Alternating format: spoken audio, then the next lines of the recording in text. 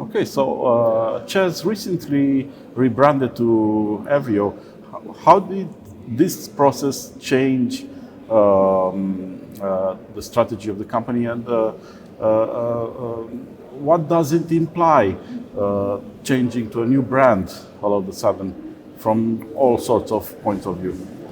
So for us, we rebranded starting from end of March, from 1st of April. We changed the name from CEZ to EVRYO, and it's the end of the main activity, which was the divestment of CEZ, where in 2021, end of March, CEZ sold the assets in Romania to Macquarie.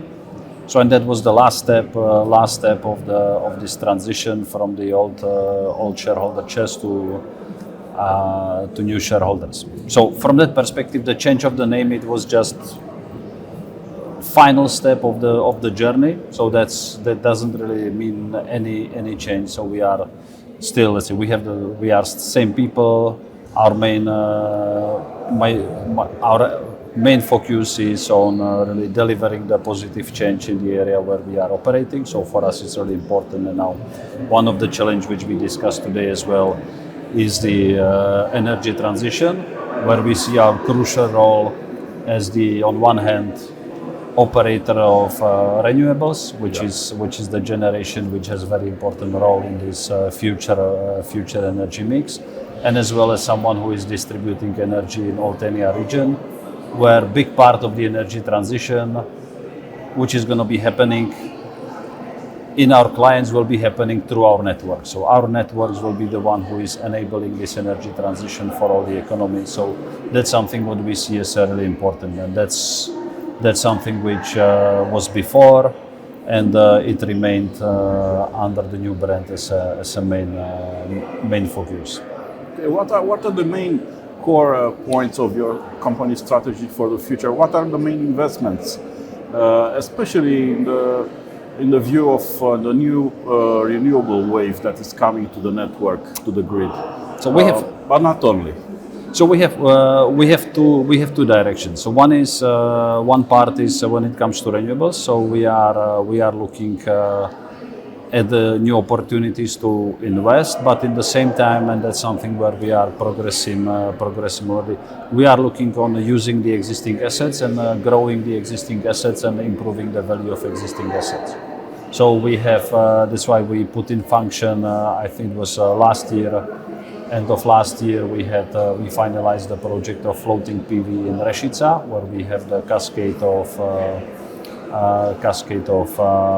hydropower plants. So we had on one of the lake, we built a floating photovoltaic, which was the first floating photovoltaic in Romania.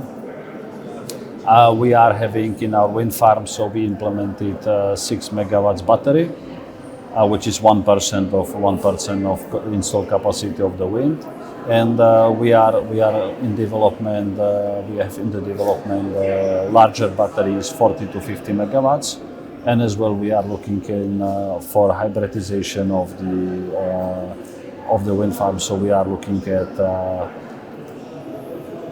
building capacity of photovoltaic, because in our studies, wind and photovoltaic are very complementary. So we have 600 megawatts capacity of the connection, where we are using it predominantly in the periods of autumn, winter, spring, typically mornings, evenings, while the photovoltaic is producing in the summer when the wind is low, and as well during the day the wind is not that strong. So this is, let's say, the capacity of the network which is not fully used. So by that we would like to really even contribute to stabilize the production which goes through the connection point. So that's what we are looking for. So this is on the renewable side.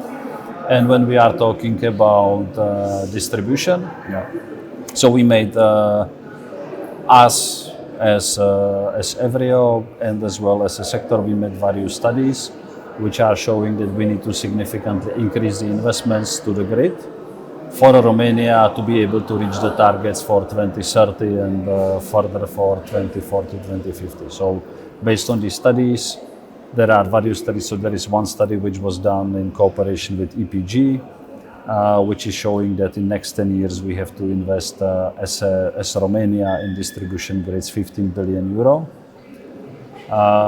There is a study which was done by Euroelectric, Grids for Speed, which are talking about needs in Romania to invest 1.2 billion euro every year. So we are talking about 1.2 billion or 1.5 billion euro every year. So if I divide 15 billion by 10, so we need to invest 1.2 to 1.5 billion euro every year into grids, compared to currently the sector is investing 0.4 billion every year. So we need to double, triple the investments to the grid as of now, in order to be able to connect all the prosumers, to allow all the vehicles which are planned in the strategy of Romania, so all electric vehicles to be able to be charging from the network, to have all the renewables connecting in the networks as Romania committed to EU. So that should be the investments which needs to be happening, which is bringing really a lot of challenges. First one is regulatory, because it means we need to invest 3 times more. So we need to, as all the distributors, we need to bring the money from somewhere, either from the financing, from the banks, or from the shareholders. For that, we need to have attractive environment to be able to convince either banks or to convince the shareholders to let us make those investments. And then the second challenge, once we find that motivational environment, it will be to really make the investments happen.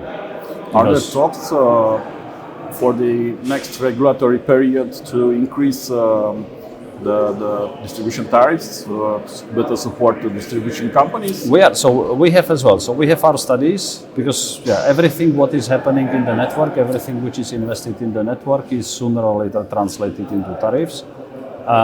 We made the studies what would be the impact into the distribution tariffs.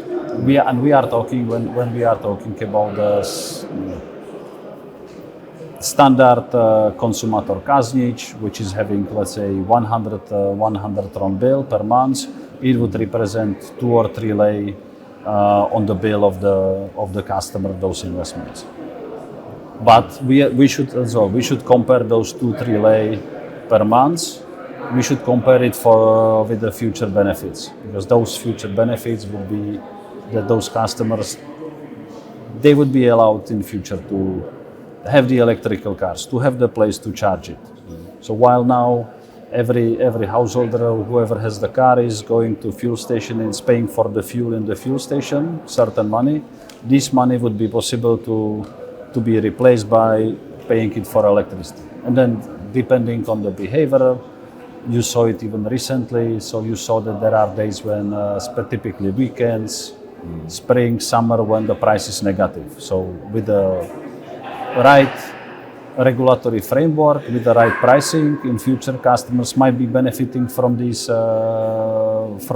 facts that there will be days, there will be hours where you might be paid for increasing your consumption. So if you would be open to charge your car, if you will be open to increase your consumption in certain hours when the network needs help, when the networks needs the increasing the consumption, because there is a lot of renewables produced, you might be getting your electricity for free, while now you are going and you are buying the fuel for the price, whatever the fuel costs. Yeah. From your perception, what is the pace of investors from solar, wind, plus storage, and the prosumers? Is it keeping a fast pace as we are used to in the last period, or is it slowing down a little bit? The market is very dynamic. So we just faced 2 years of unprecedented crisis, where the prices of energy were very high. Every country in Europe took certain measures to protect the end users, either consumers, the households, or the industries. And every country took the slightly different measures. while the wholesale market is one. So it created, let's say, a lot of nervosity on the market. So we can see a lot of investors being really interested to invest. We don't see that many projects being really deployed. So people are buying the projects. People are not putting really the money into investments and realizing it. And part of it is that there is really very difficult to predict what's going to be the future, how this energy crisis will end. Conflict in Russia or Russia-Ukraine is still ongoing. So we had, let's say, 2 winters where, with the support of governments, with the measures, we went through it quite well. But still, we are not entirely out of this crisis. Still, there might be surprises on the way. So, and I think this is one of the things which is potentially delaying the investment. So, for that, it will be very important to see the CFD auctions and the results of the CFD auctions, because it would give the sign of stability to those investors which will succeed in the auction, because it would give them the visibility for the economy of the project, and it will allow these projects to happen. How about the prosumer segment? What is the rhythm there? Is it sustained? So we have on our distribution, we keep seeing the increase of the prosumers on a regular basis. So this is something which continues. There are peaks whenever there are some supports organized either as European funds or some structural funds by Romanian government. So we see always the peaks of the requests, but it is increasing. So the number of prosumers are increasing, and that's something which we will need to have really strategic discussion. What is the space? What pace of the increase is really sustainable? We have in our distribution network, we have certain locations where the grid is really overloaded. So we have 300 posturi de transformare, the transformation post, which you can imagine as a street, which has very high concentration of prosumers, where we are starting to have problems to evacuate the power when the sun is shining.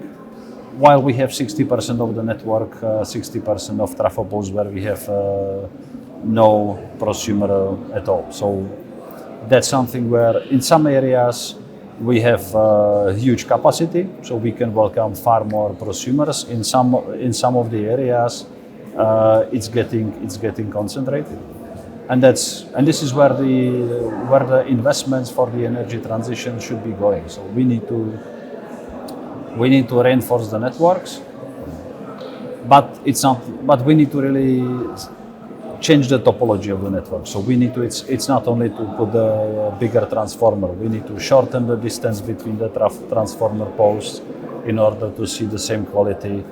We need to increase the capacity of medium voltage network, which goes from those, let's say, small streets. So that's where the money really needs to go. And really, the right planning and the right strategy would really help in keeping those costs in the efficient way. Okay, thank you. You're welcome.